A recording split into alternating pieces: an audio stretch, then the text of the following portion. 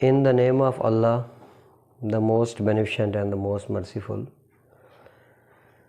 आज जो video upload करने लगे हैं हम आपके लिए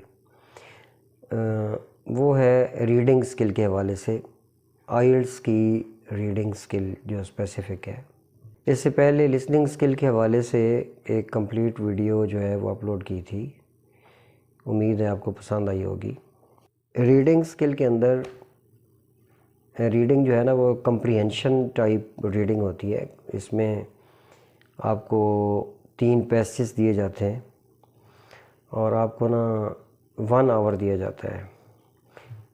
there will be 3 passage and for each passage you will be assign 20 minutes. आपको 20 मिनट हर पैसेज के लिए असाइन किए जाते हैं। इसमें टोटल 40 क्वेश्चंस होते हैं। जो फर्स्ट पैसेज है उसके एंड पे 13 या 14 क्वेश्चंस होते हैं, सेम लाइक दिस। जो सेकंड पैसेज है उसमें भी ऐसे ही है और थर्ड में भी ऐसे ही है। टोटल 40 क्वेश्चंस होंगे और आपने उनके आंसर्स फाइंड आउट करके लिखने हैं। अब इसका जो प्रॉपर मेथड है वो क्या है?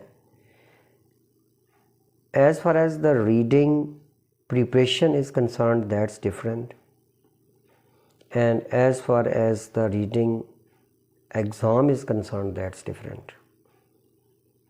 अब इनमें डिफरेंस क्या है, कैसे है? यानी कि आपने जो प्रिपरेशन करनी है ना आइल्स रीडिंग की या आइल्स एग्ज़ाम की, वो थोड़ी डिफरेंट है। ऑब्वियसली हर शख्स ये जानता है कि आप उसकी प्रिपरेशन आइल्स एग्ज़ाम के लिए ही कर रहे हैं, लेकिन आपने एग्ज़ाम में कैसे टैकल करना है वो थोड़ा डिफरेंट है, और आपने उसकी प्रिपरेशन कैसे करनी है वो थोड़ी डिफरेंट है। प्रिपरेशन के हवाले से आपको बताता चलूँ, सबसे पहले आपको कुछ बातें बता देता हूँ कि आइल्स में रीडिंग में 40 क्वेश्चंस होते हैं टोटल। इसमें 3 पैसेज होते हैं, हर पैसेज के लिए 20 मिनट दिए जाते हैं और 20 × 3 = 60।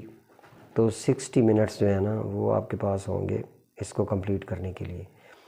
अब स्टूडेंट्स यहाँ पर जो कॉम्प्लिकेशंस फील करते हैं वो ये हैं कि जो टाइम है वो मैनेज नहीं कर पाते। अब टाइम मैनेजमेंट के हवाले से जो स्पेसिफ़िक जो टिप्स, ट्रिक्स या टेक्निक्स हैं वो मैं यहाँ पे डिस्कस करूँगा। और मैं सबसे पहले प्रिपरेशन का आपको बताता हूँ, फिर रिगार्डिंग एग्ज़ाम हम डिस्कस करेंगे। इसमें जो क्वेश्चंस हैं वो आप देख सकते हैं सामने स्क्रीन पे आपके सामने हैं। ये किस टाइप के क्वेश्चंस हैं देखें प्लीज़।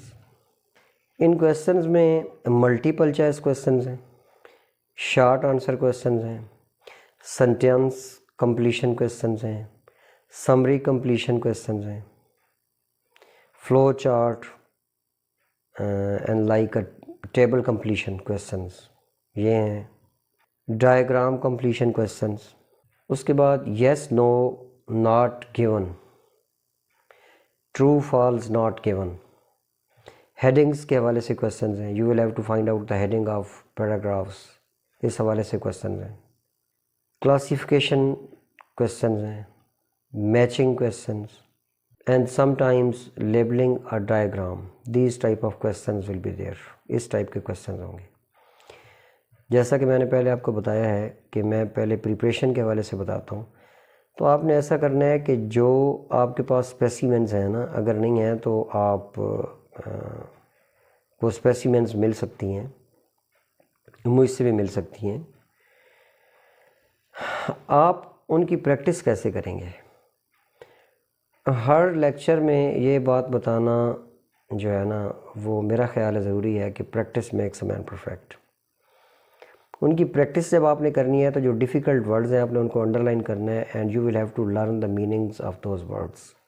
आपने उन वर्ड्स के मीनिंग्स लर्न करने हैं। वो क्यों आपने लर्न करने हैं, इसकी रीज़न क्या है?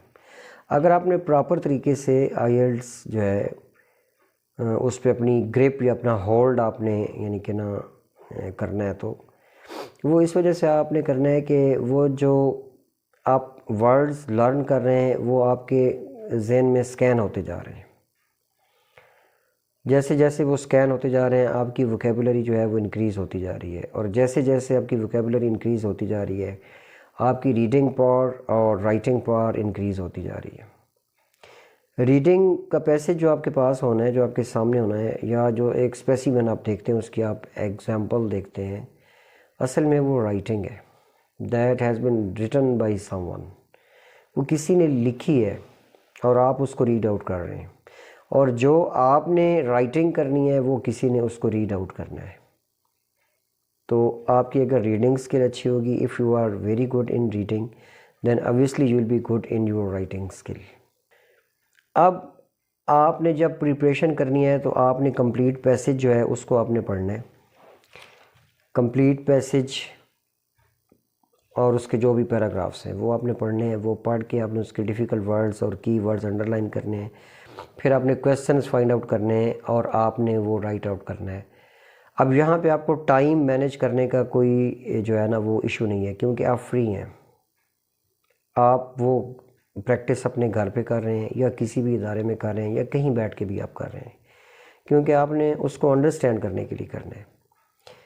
अब ये स्टूडेंट के लेवल पे डिपेंड करता है कि उसको कितनी प्रैक्टिस करनी चाहिए। 5 करनी चाहिए, 10 करनी चाहिए, 15 करनी चाहिए, 20 करनी चाहिए, 30 करनी चाहिए, कितनी प्रैक्टिस टेस्ट उसे करने चाहिए। फिर वो प्रैक्टिस टेस्ट करने के बाद जब आपने एग्ज़ाम के लिए जाना है तो आपने एग्ज़ाम जो है ना उसमें आईएलटीएस रीडिंग के साथ आपने क्या करना है वो आपको बताने जा रहा हूँ। इसी चीज़ को जो स्किल्ड लोग हैं उन्होंने इसको टिप्स, ट्रिक्स या टेक्निक्स कहा है, और जिनको मैं एक स्पेसिफ़िक मेथड कहता हूँ। सबसे पहली बात तो ये है कि आपको जितने भी पैसेजेस हैं उनको सबको रीड आउट करने की ज़रूरत नहीं है, आपने उनको पढ़ना नहीं है। आपका मकसद है कि इन 1 आवर आपने उन 3 पैसेज को कंप्लीट करना है, और इन 20 मिनट्स आपने एक पैसेज को कंप्लीट करना है। मकसद है कि इन टाइम आप सारे क्वेश्चंस के आंसर्स जो है ना वो आपने लिखने हैं। अब आप कैसे सक्सेसफुल होंगे वो सारे आंसर्स लिखने में? आपने सिर्फ फर्स्ट पैराग्राफ पढ़ना है of each of the passage and only the topic sentence of each of the passage. Topic sentence usually this is the first sentence of each of the paragraph. जो भी paragraph है उसका जो पहला sentence है वो आपने पढ़ना है। इसके अलावा आपने जो फर्स्ट पैराग्राफ है वो पढ़ना है, और जो लास्ट पैराग्राफ है वो आपने पढ़ना है। और उनको आपने पढ़ना कैसे? आपने उनकी स्किमिंग करनी है, यानी कि बर्ड आई व्यू से ऐसे ऐसे ऐसे, और अपनी ब्रेन आई व्यू आपने उसका लेना है, अपने दिमाग से ओवरव्यू लेना है सिर्फ। उसके बाद स्कैनिंग का मतलब यहाँ पर ये होता है कि जब आप you are going to find out the specific answers of the questions. एक स्कैनिंग तो ये है कि आपने कुछ अपने दिमाग में रख लिया। दूसरी स्कैनिंग ये है कि जब आपने स्कैनिंग इस तरह करनी है कि आपने आंसर जो फाइंड आउट करने हैं। अब जो भी इसमें क्वेश्चंस हैं, मल्टीपल चॉइस क्वेश्चंस हैं, true false not given questions हैं, yes no not given questions हैं, इस पे मज़ीद वीडियोस भी इंशाल्लाह आती रहेंगी, और आप कि आपके लिए इंशाल्लाह वो बेनिफिशियल साबित होंगी। अब एक तो ये चीज़ आपने करनी है। दूसरा, जो भी इसमें क्वेश्चंस हैं, खा वो मल्टीपल चॉइस क्वेश्चंस हैं या true false not given questions हैं, उनका स्पेसिफिक मेथड क्या है वो आपको बताना है। यानी कि 1 बाय 1 कि अगर आपने मैचिंग क्वेश्चंस करने हैं तो आप कैसे करेंगे, मल्टीपल चॉइस क्वेश्चंस करने हैं तो वो आप कैसे करेंगे। इसके अलावा इसमें जो चीज़ और इम्पोर्टेंस रखती है वो ये है कि आपने सिनोनिम्स का ख्याल रखना है। सिनोनिम्स इसमें यूज़ होते हैं। और दूसरा ये है कि अगर एक क्वेश्चन का आंसर आपको नहीं मिल रहा तो आप उस क्वेश्चन के ऊपर आप स्टक ना हो जाएं, स्टैंड बाई ना करें, आप मूव कर जाएं। मे बी नेक्स्ट क्वेश्चन का आंसर देखते हुए आपको जो उससे पहले क्वेश्चन उसका आंसर मिल जाए, एक बात। फिर दूसरी बात ये है कि बाज़ क्वेश्चन ऐसे होंगे you will have to guess the meanings of the words. आपको मीनिंग्स को गेस करना होगा, वो भी आपको मिल जाएंगे। इसमें होता क्या है कि वर्ड्स रेफर टू वर्ड, एक वर्ड आपको दूसरे वर्ड का क्लू देता है, यानी कि आंसर देता है। अब खा मल्टीपल चॉइस क्वेश्चंस हैं या yes no not given questions हैं, हेडिंग वाले क्वेश्चंस हैं या मैचिंग क्वेश्चंस हैं, आपको इनके आंसर्स फाइंड आउट करने हैं। और वो फाइंड आउट करने के लिए आपको फोकस इस पे करना पड़ेगा और फुली कंसंट्रेट आपने करना होगा। सबसे ज़्यादा जो इम्पॉर्टेंट इसकी जो टेक्निक है वो मैंने आपको बता दी है कि कभी भी आपने ऐसा नहीं करना कि आप वो पैराग्राफ्स जो सारे हैं या जो पैसेज हैं वो आप कंप्लीट पैसेज या पैराग्राफ पढ़ने के उसमें आप मतलब ये चक्कर में पड़ जाएं।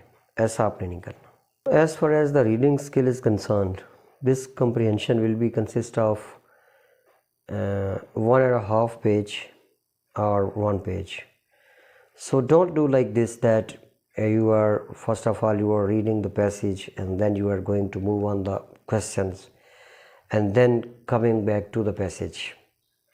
If you are doing like this, you are going to waste your time.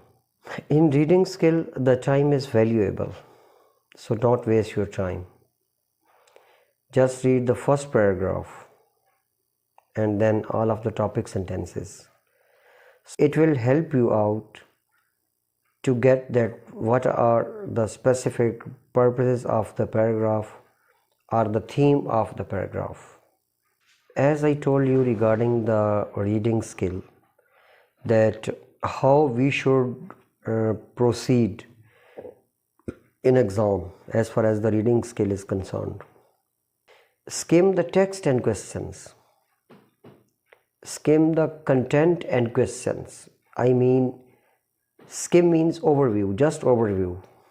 Number 1, you can see here, read the first paragraph, read the first sentence of each of the paragraph, read the last paragraph, look at the questions. Remember that synonyms will be used, so don't expect to find the exact word in the text. One more thing which I want to let you know, you will have to check the question, that what's the requirement of the question. For example, in the multiple choice questions, how will you be able to solve the multiple choice questions with a proper method? Number of choices will be changed. For example, in the first passage, you will have to encircle 2 answers. Okay. In the next multiple choice, you will have to choose only 1. So read the instructions carefully. Use common sense to eliminate the wrong answers, obviously. If you are not sure, guess. And then we have true, false and not given questions. Don't confuse in false and not given. False. We know from the text that the statement is untrue. Not given. The context doesn't contain the information. These were some sort of methods to tackle with the IELTS reading. और इंशाल्लाह next जो video है उसमें मज़ीद आपको इसकी techniques जो है वो बताई जाएंगी। Thank you very much.